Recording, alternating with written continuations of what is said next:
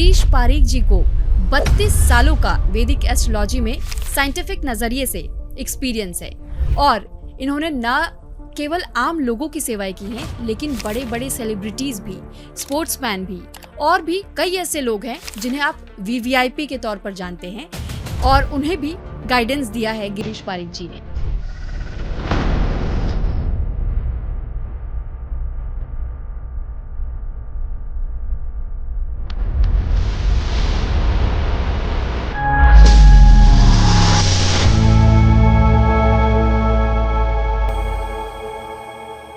इसके साथ ही मैं आपको ये भी बताना चाहूंगी कि गिरीश पारीक जी ने लोगों की मदद करने के साथ साथ में कुछ ऐसे प्रेडिक्शंस भी दिए हैं जिसने हर किसी को चौंका दिया है। अब आप ये सोच रहे होंगे कि ऐसे कौन से प्रेडिक्शंस किए हैं। देखिए, मैं आपके लिए प्रमाण के तौर पर वो वीडियोस भी अटैच जरूर कर दूंगी इस टॉक शो में, आप खुद भी देख पाएंगे।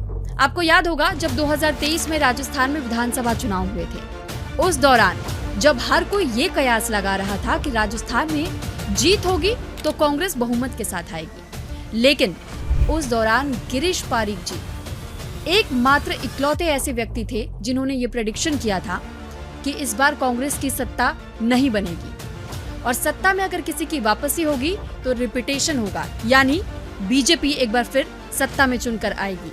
और हुआ भी ठीक ऐसा ही। सर, राजस्थान में इस बार राज बदलेगा या रिवाज, क्या कहता है ज्योतिष? देखिए, सबसे पहले मैं अपने सभी तमाम दर्शकों का अभिनंदन करता हूं कि वो हमसे जुड़े हुए हैं। आज पहली बार ऐसा हुआ है, क्योंकि चुनाव तो हर 5 साल में होते हैं और आते जाते हैं जाते रहते हैं, लेकिन पहली बार जो टफ फाइट आप देख रहे हैं प्रैक्टिकली, वही फाइट आज ग्रहों में भी हम जितने भी ज्योतिष के विद्वान है, जानने वाले स्टूडेंट है, सब देख रहे हैं। देखिए, दोनों को कंपेयर करना पड़ेगा। राजस्थान का चुनाव जिनके फेस पे लड़ा गए हैं वो हैं हमारे माननीय प्रधानमंत्री नरेंद्र मोदी जी, और उनकी कुंडली के अंदर इस वक्त ढैया लगी हुई है। अगर मैं अशोक गहलोत जी की कुंडली देखता हूं तो उनकी राशि पे भी शनि की 7.5 का प्रथम ढैया लगा हुआ है। तो शनि महाराज जो है वो मुख्य निर्णायक भूमिका निभाने वाले हैं, लेकिन महादशा का जो रोल है वो किसी भी कुंडली के अंदर सर्वाधिक होता है। तो महादशा जो है वो हमारे माननीय प्रधानमंत्री जी की जो चल रही है वो लग्नेश मंगल की चल रही है। हालांकि मंगल में जो शनि अंतर्दशा है वो इतनी बढ़िया नहीं है, लेकिन महादशा का जो महत्व है, एक और मंगल है, दूसरी ओर राहु की महादशा है जो गहलोत जी के साथ में है। महादशा को देखते हुए और जो गोचर होता है, जो करंट प्लैनेटरी पोजीशन है, उसको देखते हुए मैं ये बोलूंगा कि फाइट बहुत टफ है, लेकिन कहीं न कहीं वो हमारी भारतीय जनता पार्टी के फेवर में जा सकती है और गवर्नमेंट बनने के जो चांसेज हैं वो कहीं न कहीं बीजेपी के पक्ष में आते मेरे को दिख रहे हैं। और फिर जब राजस्थान चुनाव के नतीजे आए तो उसके बाद ये कौतूहल होने लगा कि आखिर मुख्यमंत्री कौन बनेगा। उस दौरान भी ये प्रेडिक्शन किया गया। कई लोगों ने ये कहा वसुंधरा राजे मुख्यमंत्री बन सकती हैं। उस वक्त भी गिरीश पारीक जी ने वसुंधरा राजे के इतर एक नए नाम का सुझाव दिया। उन्होंने ये कहा कि एक नया चेहरा आप बीजेपी की तरफ से मुख्यमंत्री पद के लिए ऑफर होता हुआ देखेंगे, और हुआ ठीक ऐसा ही।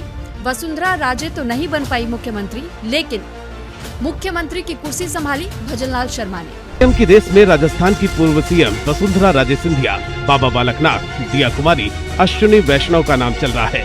रही बात वसुंधरा राजे जी की, तो निश्चित रूप से वो एक सक्षम एक नेता हैं, लोकप्रिय हैं, हाडोती क्षेत्र की तो वो रानी हैं। पर मेरे को कहीं ना कहीं पे ये लगता है इस बार हमें बीजेपी का एक नया प्रत्याशी, एक नया सीन देखने को मिल सकता है, और ऐसा होगा ये निश्चित है। ये तो बड़ा ट्विस्ट बता रहे हैं आप। बिल्कुल बिल्कुल, तो यही तो ग्रह है। भजनलाल शर्मा राजस्थान के अगले मुख्यमंत्री होंगे। 2024 में आपने देखा कि कई चुनाव हुए, लोकसभा चुनाव भी हुए, और लोकसभा चुनाव के दौरान ही जब उत्तर प्रदेश में भी चुनाव हुए तो इस दौरान भी 2 और प्रेडिक्शंस गिरीश पारीक जी ने किए।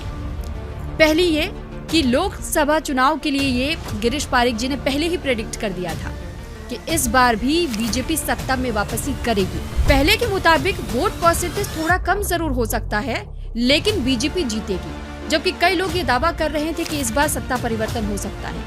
और गिरीश पारीख जी ने ये दावा भी किया था कि प्रधानमंत्री कोई और नहीं, लेकिन एक बार फिर नरेंद्र मोदी ही प्रधानमंत्री की कुर्सी संभालेंगे, और हुआ भी ठीक वैसा ही। गिरीश जी, अब हम बात अगर कर लें जिनकी कमान यूपी की हाथ जिनकी कमान है योगी आदित्यनाथ की, तो उनके बारे में आप क्या कुछ कहेंगे? उनके सितारे कितने बुलंद हैं और वो कितना आगे लेकर जाने वाले हैं?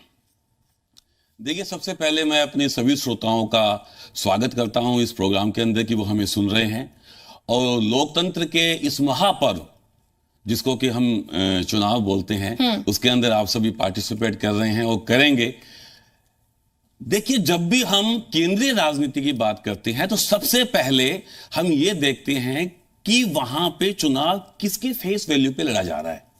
मुख्य पार्टियां अगर देखी जाए इस वक्त तो बीजेपी है, उसके साथ में कांग्रेस है। अगर हम जन आधार की पार्टियों की बात करें, बाकी सारी जो पार्टियां हैं वो क्षेत्रीय पार्टियां हैं, चाहे वो बसपा है या वो समाजवादी पार्टी है या वो टीएमसी है। तो मुख्य रूप से अगर हम चुनाव के विश्लेषण को अगर करते हैं तो दो मुख्य नेताओं को देखेंगे, एक देखेंगे राहुल गांधी को और दूसरा देखेंगे हमारे माननीय प्रधानमंत्री नरेंद्र मोदी को। तो देखिए, एक बात मैं बता दूं, ये आप मान लीजिए कि ना रस्म बदलेगी और ना रिवाज, ना तख्त बदलेगा ना ताज, सब कुछ वही रहना है। भारतीय जनता पार्टी पूर्ण बहुमत से। इसके साथ साथ लोकसभा चुनाव के दौरान जब उत्तर प्रदेश के नतीजे आने थे, तो उत्तर प्रदेश में भी कई लोगों के प्रेडिक्शंस को आपने सुना होगा, यहाँ तक कि कई पॉलिटिकल डिबेट्स भी आपने सुने होंगे, और सबने ये दावा किया था कि इस बार उत्तर प्रदेश में भी मुख्यमंत्री की कुर्सी शायद विधानसभा चुनाव के दौरान हिल सकती है, क्योंकि लोकसभा चुनाव का असर सीधे तौर पर विधानसभा में पड़ेगा। लेकिन लोकसभा चुनाव में देखिए, जब रिजल्ट्स आए तो उत्तर प्रदेश के नतीजे कुछ ऐसे ही नजर आए, यानी 2027 के लिए चुनौती मुख्यमंत्री के लिए यानी योगी आदित्यनाथ के लिए थोड़ी और कड़ी हो गई। क्यों? क्योंकि समाजवादी पार्टी ने बेहतर और शानदार परफॉर्मेंस दिया, वोट परसेंटेज समाजवादी पार्टी का बढ़ा, और इसका प्रेडिक्शन भी गिरीश पारीख जी ने बहुत पहले ही कर दिया था।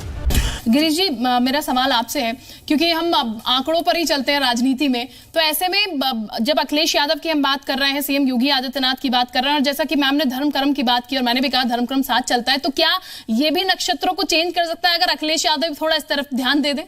देखो शिल्पा, तख्त और ताज हमेशा उसको मिलता है जिसके कुंडली में राजयोग होता है। अखिलेश जी की कुंडली में राजयोग है, और मैं बोलूंगा कि ये एक अच्छी कुंडली है, जनता से भी जुड़े हुए हैं, संवाद भी है, एक आम आदमी की परेशानी को जानते भी हैं और सीएम रह भी चुके हैं। इसके साथ साथ मैं आपको ये भी जानकारी देना चाहूंगी, आईसीसी चैंपियंस ट्रॉफी आपने ये देखा होगा, उस मैच के लिए भी कई लोग ये प्रेडिक्ट कर रहे थे कि 50-50 है या 30-70 का रेशियो आप मान सकते हैं, लेकिन उस दौरान भी गिरीश पारीख जी ने ये प्रेडिक्ट पहले ही कर दिया था कि इस बार आईसीसी चैंपियंस ट्रॉफी भारत के पास आने वाली है। तो ये कुछ चुनिंदा ऐसे प्रेडिक्शंस मैं आपके सामने रख रही हूँ जो कि हाल फिलहाल के प्रेडिक्शंस हैं। और देखिए, इसके साथ साथ मैं आपको ये भी बता दूं कि मैंने बात की लोकसभा चुनाव की, मैंने बात की राजस्थान विधानसभा चुनाव की, और मैंने बात की लोकसभा के दौरान ही उत्तर प्रदेश में जब चुनाव हुए तो वहां पर किस तरीके की सियासी हलचल नजर आई। लेकिन आपको याद होगा कि दिल्ली में भी विधानसभा चुनाव 2024 में ही हुए, और इस दौरान भी जब हर कोई ये कयास लगा रहा था कि दिल्ली में क्या इस बार रुख बदलेगा, यानी सत्ता परिवर्तन होगा, या फिर आम आदमी पार्टी को एक बार फिर से जनता चुन के लाएगी, या कांग्रेस को मौका मिलेगा। हालांकि बीजेपी को लेकर अटकलें जरूर लगाई जा रही थी, लेकिन मात्र वो कयास थे। लेकिन प्रेडिक्शन अगर करने का किसी ने खुद से दावा किया और 100% वो प्रेडिक्शन सही साबित हुआ तो गिरीश पारीख जी का। गिरीश पारीख जी के पास मैं आना चाहूंगी, ज्योतिषाचार्य हैं। देखिए, कल नतीजे भी सामने आए दिल्ली में चुनाव के, और जैसा कि इससे पहले भी आपने भविष्यवाणी भी की थी गिरीश जी कि इस बार बीजेपी की जीत होगी। आप सभी ने पूछा है दिल्ली इलेक्शन के बारे में कि दिल्ली के अंदर क्या होने वाला है, तो मैं आपको बताऊं कि इस बार दिल्ली के अंदर खेला होने वाला है, और बहुप्रतीक्षित जीत जो कि पिछले कई सालों से 25 साल से भी ज्यादा बीजेपी ढूंढ रही है, वो जीत इसको निश्चित रूप से मिलने वाली है। और बहुत सारे चेंजेस होने वाले हैं, क्योंकि जो कुंडली इस समय केजरीवाल जी की है वो 7.5 की ओर इंगित करने वाली है। 7.5 आने वाली है, बहुत सारी प्लानिटरी पोजीशन चेंज होने वाली है, तो आने वाला समय उनका कम से कम 5-7 साल का काफी खराब मेरे को दिख रहा है। ग्रह स्थिति भी ऐसी बन रही है। उधर अगेन, जैसा कि मैं हमेशा बोलता हूं, जिसके फेस पे चुनाव लड़ा जा रहा है वो है मोदी जी का चेहरा, और वो मंगल की महादशा से और अनेक राजयोग उस कुंडली में बने हुए हैं, और गुरु भी अभी तो उनका बहुत बढ़िया चल रहा है। तो मेरे को ये ऐसा लग रहा है कि इस बार रोल रिवर्स होने वाला है। मेरे को लगता है कि बीजेपी कहीं ना कहीं सत्ता पे आने वाली है और वो सरकार बना लेगी, सरकार उसकी बनने वाली है, और पूरी तरीके से जो कहानी है वो रिवर्स फैक्टर में आने वाली है। कांग्रेस की स्थिति भी कोई खास बहुत बढ़िया होने वाली मेरे को लग नहीं रही है। मेरे को लग रहा है कि बीजेपी सत्ता में आएगी और बीजेपी काम भी करेगी दिल्ली के लिए। तो मैं अपने सभी दर्शकों को यही बताऊंगा कि आने वाला समय बीजेपी की जीत की ओर है, और बहुत जल्दी आप इसको देखने वाले हो। क्या कहेंगे इसको लेकर? देखिए, जब भी हम कोई प्रेडिक्शन देते हैं तो उसके लिए हमें देखना होता है कि जो पार्टियां जो चुनाव मैदान में है, तो एक और भारतीय जनता पार्टी थी, दूसरी ओर जो आप मुख्य रूप से पार्टी थी कांग्रेस भी थी, लेकिन उनके सितारे तो आप मैंने कई बार बताए हैं गर्दिश में चल रहे हैं और आगे भी रहेंगे। लेकिन मुख्य रूप से ये चुनाव काफी विशेष था, क्योंकि इस बार आर पार की लड़ाई बीजेपी और आपके बीच में थी। और मैंने दिल्ली से प्रार्थना की थी, दिल्ली को आपदा से मुक्त कराने का। जैसा कि हमारे माननीय प्रधानमंत्री मोदी जी ने बताया आपदा, तो आपदा के लिए मैंने स्पेशली बोला था कि इस बार चूंकि केजरीवाल जी की कुंडली के अंदर अभी जो 7.5 है उसका प्रभाव अभी से आना शुरू हो गया है, और आने वाले 7.5 साल उनके लिए काफी मुश्किल भरे होंगे, क्योंकि शनिदेव यहाँ पे नीच के होते हैं। तो मेरे को लगता है कि अभी काफी कोर्ट केसेस से उनका आमना सामना होने वाला है। केजरीवाल जी के हार की, साथ ही साथ सिसोदिया जी के हार की भी मैंने भविष्यवाणी करी थी, जो मेरे चैनल्स पे आपको मिल जाएगी। मैंने दिल्ली से प्रार्थना की थी कि 21वीं सदी में भाजपा को सेवा का अवसर दीजिए। मैं दिल्ली के हर परिवारजन को मोदी की गारंटी पर भरोसा करने के लिए दिल्ली वासियों को सर झुका करके नमन करता हूं। केवल रेखा गुप्ता का नाम प्रस्ताव किया गया। 3 लोगों ने प्रस्ताव किया, प्रवेश बर्मन, सतीश उपाध्याय, विजेंद्र गुप्ता। 9 लोगों ने अनुमोदन किया, बाकी हम सब ने करतल ध्वनि से उसको स्वागत। तो इंतजार की घड़ियां हुई हैं खत्म, और हमें मिला है हमारा दिल्ली का नया सीएम डॉक्टर रेखा गुप्ता। नमस्कार। दिल्ली विधानसभा चुनाव की सफल प्रेडिक्शन के बाद में कि दिल्ली का मुख्यमंत्री कौन होगा, बिल्कुल एक नया नाम आपको चौंका देगा। इस बार अप्रत्याशित रूप से दिल्ली का सीएम बन सकता है।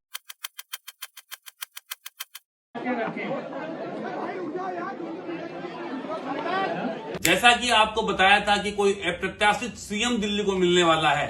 हालांकि प्रवेश वर्मा जी, वीरेंद्र गुप्ता जी के बारे में काफी स्ट्रॉन्ग न्यूज थी, लेकिन होता वही है जो भाग्य में लिखा होता है। अप्रत्याशित सीएम के रूप में नया नाम डॉक्टर रेखा गुप्ता का हम सभी को मिल चुका है, और एक और प्रेडिक्शन सही होते हुए गिरीश पारीक जी ने पहले ही इस बात की प्रेडिक्शन कर दी थी, और ये उन्होंने बता दिया था कि दिल्ली विधानसभा चुनाव के दौरान भी बीजेपी को इस बार जनता बहुमत के साथ लाएगी। और वाकई बहुमत के साथ दिल्ली में वापसी हुई बीजेपी की, और कई सालों के बाद हुई। साथ ही साथ देखिए, प्रवेश वर्मा को लेकर भी कई लोगों ने यह कयास जताए कि वो मुख्यमंत्री चुने जाएंगे बीजेपी की ओर से, लेकिन तब भी गिरीश पारीक जी ने पहले ही ये कह दिया था कि बीजेपी एक बार फिर से नया चेहरा लेकर के आ सकती है, और ये किसी महिला का हो सकता है। और फिर आपने देखा रेखा गुप्ता दिल्ली की मुख्यमंत्री बनी।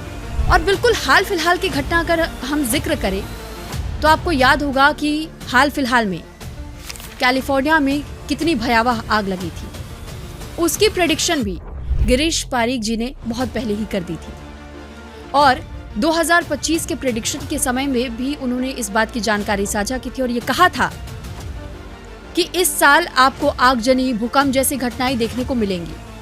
और ऐसा ही हुआ।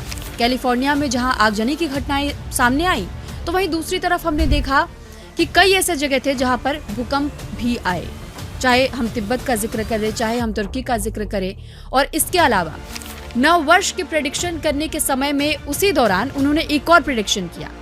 गिरीश पारिक जी ने जब नववर्ष की प्रेडिक्शन वो कर रहे थे कि कैसा ये पूरा साल रहेगा, तो उन्होंने ये भी कहा था कि आप देखिएगा कि मार्च का महीना निकलते निकलते संभवतः एक और भूकंप का झटका महसूस हो सकता है। और हुआ ठीक ऐसा ही। तो गिरीश पारिक जी ने अर्थक्वेक को लेकर के जो प्रेडिक्शन किया था, और वो प्रेडिक्शन भी 100% सही साबित हुआ।